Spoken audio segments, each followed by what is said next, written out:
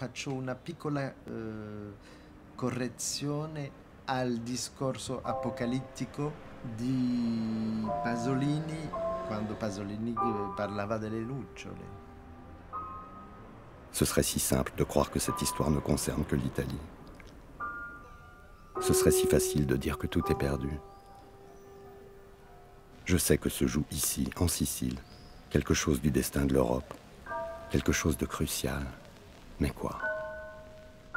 Pourquoi Pasolini se trompe-t-il aussi désespérément et radicalise-t-il son propre désespoir? Pourquoi nous a-t-il inventé la disparition des Lucioles? En 1975, Pasolini constatait la disparition des Lucioles, une sorte de fin politique du monde. Et la catastrophe qu'il annonçait, je l'ai vue arriver, lentement, sourdement, partout. Il y a tout lieu d'être pessimiste. Mais il est d'autant plus nécessaire d'ouvrir les yeux dans la nuit, de se déplacer sans relâche, de se mettre en quête des Lucioles. Je serre le petit livre de Georges Didier Huberman dans ma poche.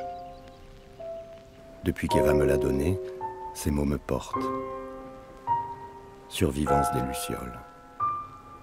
Viva il Conte Orlando! Même si tout semble donner raison à Pasolini, même si nous sommes en pleine catastrophe, le livre nous invite à espérer. Et d'abord, les Lucioles ont-elles vraiment disparu? Ont-elles toutes disparu? Je n'ai jamais désespéré de l'Italie. Je ne peux pas, Orlando. C'est le laboratoire. Et si Pasolini s'était trompé?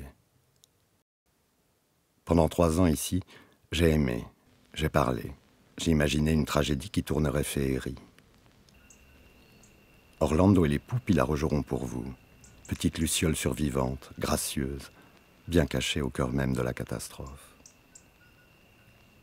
Quand je l'ai rencontré à Paris, Georges m'a confié son texte, sa parole, ses lucioles. À moi d'en faire quelque chose de concret. Alors courage, Orlando. De survivance des lucioles, nous ferons le livret d'un drame, d'un opéra, d'un conte. On verra.